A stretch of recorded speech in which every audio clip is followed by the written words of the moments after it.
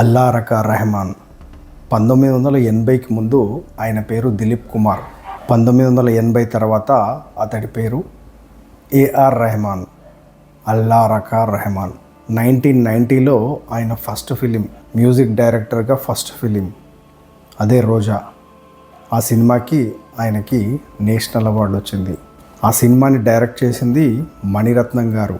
అతడు ఒక తమిళ్ బ్రాహ్మణ్ కుటుంబానికి చెందినవాడు. కోర్స్ అతడు అతిస్ట్ అనుకోండి, అది వేరే మ్యాటర్. ఈ రోజా మూవీ ద్వారా ఫస్ట్ నేషనల్ అవార్డు సంపాదించుకున్నాడు. ఏఆర్ రెహమాన్ మ్యూజికల్ కెరియర్లో 6 నేషనల్ అవార్డ్స్ వచ్చినాయి, 2 గ్రామీ అవార్డ్స్ ఉన్నాయి. వాటి గురించి మనం మాట్లాడుకునే అవసరం లేదు. ఒకవేళ ఈ దేశంలో రిలీజియస్ బేస్డ్గా అవార్డ్స్ ఇస్తే I don't think so. AR Rahman గారు 6 నేషనల్ అవార్డ్స్ గెలుచుకోలేకపోతుండే. కేవలం నేషనల్ అవార్డ్సే కాదు, ఏఆర్ రెహమాన్ గారికి ఈ దేశ అత్యుత్తమ పురస్కారమైన పద్మభూషణ్ అవార్డు ఇచ్చారు. భారతరత్న, పద్మవిభూషణ్, పద్మభూషణ్, పద్మశ్రీ, ఈ దేశంలోని 4 అత్యుత్తమ అవార్డులు. ఈ అవార్డు ఎవరికి ఇస్తారంటే వాళ్ళ ఫీల్డ్లో అత్యుత్తమ ప్రతిభ కనబరిచి ఈ దేశానికి సేవ చేసిన గొప్ప వ్యక్తులకు ఈ అవార్డులు ఇస్తారు. సో ఈ దేశంలో 3వ అత్యున్నత పురస్కారము ఈ దేశ ప్రభుత్వము ఏఆర్ రెహమాన్ గారికి ఇచ్చింది. ఇక్కడ ఏ పార్టీ ఇచ్చింది అనేది మ్యాటర్ కాదు. భారతదేశం పార్టిసిపేట్ చేసే స్పోర్ట్ ఏదైనా పర్వాలేదు, cricket, volleyball, hockey, tennis, kabaddi, ఏ స్పోర్ట్ అయినా పర్వాలేదు. ఫస్ట్ ప్లే కావాల్సింది వందే మాతరం. ఏఆర్ రెహమాన్ గారు స్వరపరిచిన ఈ పాట, ఒకవేళ రిలీజియస్ ఫీలింగ్స్ ఉంటే ఈ పాటని ఈ దేశం ఎప్పుడో మర్చిపోయేది. సో ఈ దేశ ప్రజలు ఆయన్ని గుండెల్లో పెట్టుకున్నారు.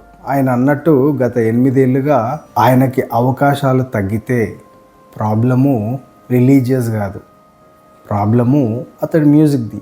మామూలుగా ప్రతి 30 సంవత్సరాలకి ఒక జనరేషన్ మారుతుంది. సో 1990 నుంచి 2026 వరకు ఆల్మోస్ట్ 36 సంవత్సరాలు. అంతకుముందు ఒక 4-5 ఇయర్స్ తీసుకోండి, 40 ఇయర్స్. రెహమాన్ గారు 40 ఇయర్స్ నుంచి ఇండియన్ ఫిలిమ్స్కి మ్యూజిక్ అందిస్తున్నారు. సో మామూలుగానే జనరేషన్కి బోర్ కొట్టేటది ఆయన మ్యూజిక్. అందులోనూ అదే తమిళనాడు నుంచి జీవి ప్రకాష్ గారు కానీ, అనిరుద్ధ్ గారు కానీ గొప్ప మ్యూజిక్ డైరెక్టర్స్ వచ్చారు. కాబట్టి జనరేషన్ మారుతుంది, generation mood of the music మారుతుంది. కాబట్టి ఇతనికి అవకాశాలు రాకపోవచ్చు. దాన్ని రెహమాన్ గారు నోటీస్ చేయకుండా ఈ ప్రాబ్లమ్ని రిలీజియస్ పైకి నెట్టేస్తున్నాడు. బాలీవుడ్లో గత 8 సంవత్సరాలుగా అతనికి ఆపర్చునిటీస్ లేవు అంటే చిన్న ఎగ్జాంపుల్, కంగనా రనౌత్ గారు, ఆమె లాస్ట్ సినిమా ఎమర్జెన్సీ. ఆ సినిమాకి మ్యూజిక్ డైరెక్టర్గా ఏఆర్ రెహమాన్ గారిని పెట్టుకుందామని ఆమె అనుకున్నది. కంగనా రనౌత్ గారు ఫోన్ చేసినా ఫోన్ పిక్ చేయరు, కనీసం స్టోరీ వినరు. ఇక్కడ ఏఆర్ రెహమాన్ గారు చూపిస్తున్నది అదే కదా, రిలీజియస్ ఫీలింగ్. ఎందుకంటే కంగనా రనౌత్ గారు బీజేపీ ఎంపీ, ఆమె బీజేపీ సానుభూతి పరురాలు. కాబట్టి సింపుల్, రెహమాన్ గారే చూపించారు అక్కడ రిలీజియస్ ఫీలింగ్. ఒకవేళ భారత ప్రజలు ఆయనకి రిలీజియస్ ఫీలింగ్ చూపించుంటే ఇన్ని సంవత్సరాలు ఈ దేశంలో మ్యూజిక్ అయినా కొట్టకుండే, ఇన్ని అవార్డ్స్ ఆయనకు రాకుండే. ఇన్ని సంవత్సరాల్లో ఆయన సెలబ్రిటీ హోదా, దాదాపుగా 17 నుంచి 2000 కోట్ల వరకు ప్రాపర్టీసు, ఈ దేశంలో అత్యున్నత పురస్కారం, ఇవన్నీ ఆయన సంపాదించుకున్నాడు. ఆయన కొట్టిన మ్యూజిక్కి ప్రజల మద్దతు, ప్రజలు ఆయన మ్యూజిక్ని ఎంజాయ్ చేశారు కాబట్టి ఆయన ఇవన్నీ సంపాదించుకున్నాడు. అంతే కదా. ఒకవేళ ఆయన మ్యూజిక్ ప్రజలు ఎంజాయ్ చేయకపోతే ఎప్పుడో చాలామంది మ్యూజిక్ డైరెక్టర్లు వచ్చిర్రు పోయిర్రు, ఈయన కూడా అట్లనే అవుతుండే. ప్రస్తుతం ఆయన మ్యూజిక్ ప్రజలకు ఎక్కలేదు కాబట్టి ప్రజలు తిరస్కరిస్తున్నారు, అంతే. దాన్ని పాయింట్అవుట్ చేయకుండా ఆయన రిలీజియస్ పాయింట్ని తెచ్చిన చూసినావా, అన్ఎడ్యుకేటెడ్ ఫూల్స్ చేసే పని ఇది. ఫర్ ఎగ్జాంపుల్, చాలామంది ప్రభుత్వ జీవితాల్లో ఉంటారు, గవర్నమెంట్ ఎంప్లాయీస్ ఉంటారు, అంటే హయ్యెస్ట్ పొజిషన్లో ఉంటారు. వాళ్ళు రిటైర్డ్ అవుతారు. రిటైర్డ్ అయిన తర్వాత వాళ్ళు ప్రభుత్వాన్ని విమర్శిస్తుంటారు. నన్ను నా రిలీజియస్ బేస్డ్ ప్రభుత్వం చాలా ఇబ్బంది పెట్టింది అని. ఆ రిలీజియస్ని వాడుకొని నన్ను ప్రభుత్వం తొక్కేయాలని చూసిందండి. వాళ్ళు ప్రభుత్వంలో ఉన్నప్పుడు, ఉద్యోగంలో ఉన్నప్పుడు పొందాల్సిన ఫలాలన్నీ పొందుతారు, ఎంజాయ్ చేస్తారు లైఫ్ని. రిటైర్డ్ అయినాక ఒక గోల్ పెట్టుకుంటారు, ప్రభుత్వాన్ని నిందించాలా, కేవలం ప్రజలని నిందించాలా. ఏఆర్ రెహమాన్ గారు బీబీసీకి ఇచ్చిన ఇంటర్వ్యూ వల్ల భారతదేశ పరువు ఆయన ప్రపంచవ్యాప్తంగా తీసిండు. ఎందుకంటే అతడు 2 గ్రామీ అవార్డ్స్ తీసుకున్నాడు, ఆస్కార్ అవార్డ్స్. సో ఆయన మాటలు ప్రపంచం మొత్తం వింటది. అట్లాంటప్పుడు ఎంత జాగ్రత్తగా మాట్లాడాలా, ఎంత పొదుపుగా మాట్లాడాలా. కానీ ఆయన రిలీజియస్ సెంటిమెంట్ తీసుకొచ్చిండు ఇక్కడ. ఒకవేళ రిలీజియస్ సెంటిమెంట్ తీసుకుంటే 1980లో హిందూ నుంచి ముస్లింగా కన్వర్ట్ అయిన నీకు నిన్ను శిష్యుడిగా కోటి గారు యాక్సెప్ట్ చేయకుండే. చాలామంది కింద నువ్వు శిష్యుడిగా పనిచేసినావు, వాళ్ళు యాక్సెప్ట్ చేయకుండే. అక్కడ వాళ్ళు రిలీజియస్ చూడలేదు, నీ స్కిల్ చూసారు, నీ టాలెంట్ చూసారు. కాబట్టి నువ్వు ఇప్పుడు ఇంత స్వేచ్ఛగా ఈ ప్రభుత్వానికి వ్యతిరేకంగా ఈ రిలీజియస్ సెంటిమెంట్లు మాట్లాడే అంత ఎత్తుకెదిగిపోయినావు. అంతే కదా ఫ్రెండ్స్. ఏరు దాటే వరకు ఓడమల్ల అన్నట్టు, ఏరు దాటినాక బోడి మల్ల అంటారు. ఇప్పుడు ఇంతే కదా. ఇప్పుడేముంది, హ్యాపీగా రిటైర్మెంట్ ఏజ్ చెప్పినాను కదా ఇంతకుముందు, 17 నుంచి 2000 కోట్ల వరకు ఆస్తులు సంపాదించుకున్నాడు. లైఫ్ సుకున్, లైఫ్ ప్రాబ్లం లేదు. కానీ ఇక్కడే ఆ మెంటాలిటీ చూపిస్తున్నాడు ఏఆర్ రెహమాన్. ఆ మెంటాలిటీ ఎట్లా చూపిస్తున్నాడు అంటే, ఉర్దూ హిందీ కన్నా పాతది అంటాడు. ఉర్దూ హిందీ కన్నా పాతది, హిందీ కన్నా గొప్పది ఉర్దూ అంటాడు.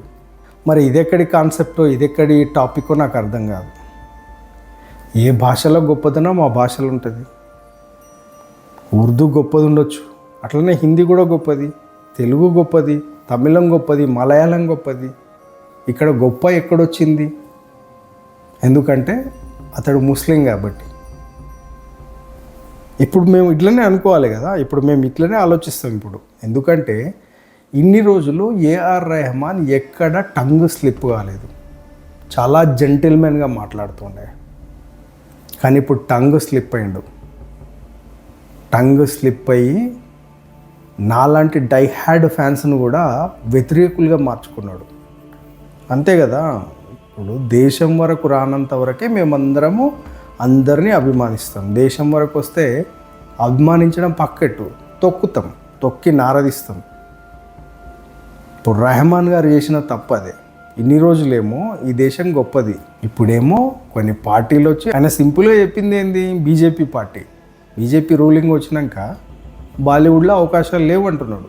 అట్లాంటి ఆయనకు రామాయణం లాంటి ప్రతిష్టాత్మకమైన సినిమాకి మ్యూజిక్ చేయడానికి అవకాశాన్ని ఇచ్చారు. అంటే ఇప్పుడు ఆయన మాట్లాడే మాటల్ని బట్టి ఆయన ఆ సినిమాకి 100% న్యాయం చేస్తాడా అనే డౌట్ వస్తుంది నాకు. ఎందుకంటే లోపల రిలీజియస్ ఫీలింగ్ ఉంది, రిలీజియస్ సెంటిమెంట్లు ఉంది. అట్లాంటప్పుడు వీళ్ళు 100% చేస్తారా, న్యాయం చేస్తారా?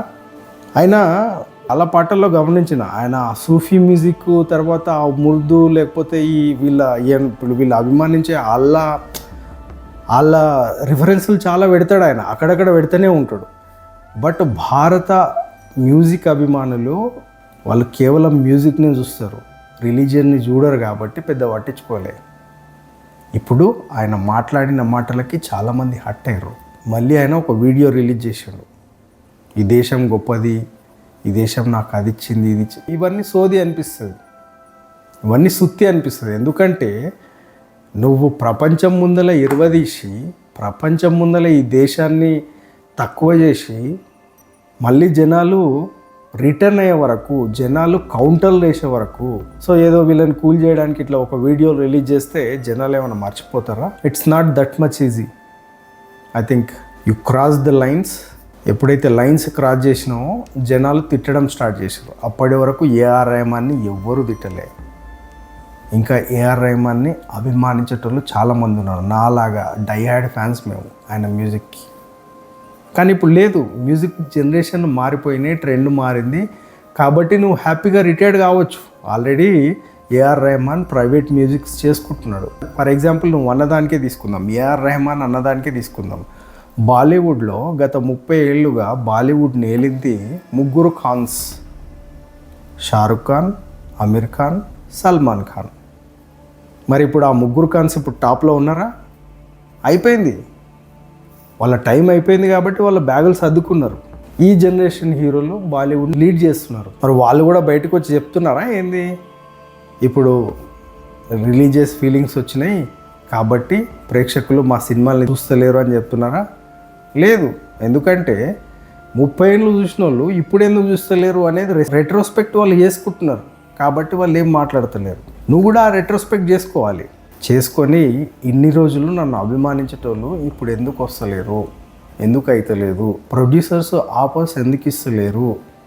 ఆఫర్స్ ఇవ్వాలి అంటే వాళ్ళు కూడా మనీ ఇన్వెస్ట్ చేస్తారు. వాళ్ళు కూడా మంచి మ్యూజిక్ని ఎక్స్పెక్ట్ చేస్తారు. వాళ్ళు తీసే సినిమా స్టోరీ, పాటలు, ఫైట్లు ఒక ఎత్తు అయితే మ్యూజిక్ ఇంకో ఎత్తు. అవన్నీ ఉన్నా మ్యూజిక్ లేకపోతే సినిమా ఎక్కడనో పడిపోతుంది, వాళ్ళకి తెలుసు. కాబట్టి వాళ్ళు కూడా ఆలోచిస్తారు. సినిమాకి ఎవరు కావాలో వాళ్ళనే పెట్టుకుంటారు అంతే తప్పిస్తే ఏఆర్ రెహమాన్ ముస్లిము కాబట్టి మేము ఏఆర్ రెహమాన్ని పెట్టుకోము అనుకోరు. అన్పడ్లాగా ఆలోచించొద్దు మనం. సో గైస్, రెహమాన్ గారు మాట్లాడిన మాటలు నాకైతే నచ్చలేదు. 100% తప్పు. ఎందుకంటే చాలా హ్యాపీగా ఇన్ని రోజులు ఇదే ఫీల్డ్లో ఉండి హ్యాపీగా ఆ లగ్జరీ లైఫ్ ఎంజాయ్ చేస్తూ ఆ సెలబ్రిటీ హోదా తీసుకొని ఆ సెలబ్రిటీ హోదా మెయింటైన్ చేసుకుంటూ మళ్ళీ అదే ఇండస్ట్రీ మీద రిలీజియస్ ఫీలింగ్స్ పెట్టి మాట్లాడడం అనేది ఎంతవరకు కరెక్ట్ అనేది తప్పనిసరి ప్రతి ఒక్కరు ఆలోచించాలి. ఎందుకంటే ఇట్లాంటి టైంలో ఏమనిపిస్తుంది అంటే లాస్ట్కు వీళ్ళు చివరికి ఇట్లనే మారుతారేమో అనిపిస్తుంది. ఎంత ఎడ్యుకేటెడ్ అయినా కూడా వాళ్ళ ఆలోచన విధానం ఇట్లనే ఉంటుందా అనిపిస్తుంది. వాళ్ళు కొందరిని టార్గెట్ చేయాలనుకుంటారు, కానీ 90% వీళ్ళ సినిమాలు చూసేది అందరూ హిందువులే. ఫర్ ఎగ్జాంపుల్ ఖాన్స్ సినిమాలు చూసేది హిందువులే, ఏఆర్ రెహమాన్ కొట్టిన మ్యూజిక్ సినిమాలు చూసేది హిందువులే. ముస్లిమ్స్ చాలా తక్కువ చూస్తారు, అండ్ క్రిస్టియన్స్ చూస్తారో చూడరో కూడా తెలియదు. సో వీళ్ళు ఏం చేస్తారు, ఈ హిందువులనే టార్గెట్ చేస్తారు. అది రెహమానే కాదు, చాలామంది అందరూ ఇదే పరిస్థితి. వాళ్ళు టార్గెట్ చేసేది హిందువులనే. కానీ మనము వాళ్ళని గుండెలో పెట్టుకొని చూసుకుంటాం, అంతే కదా. మేము ఎంత హర్ట్ అయింటాం, గుండెలో పెట్టుకొని చూసిన వాళ్ళు ఆ గుండె మీదనే గుద్దితే ఎంత హర్ట్ అవుతారు, మా సెంటిమెంట్స్ ఎంత హర్ట్ అవుతాయి.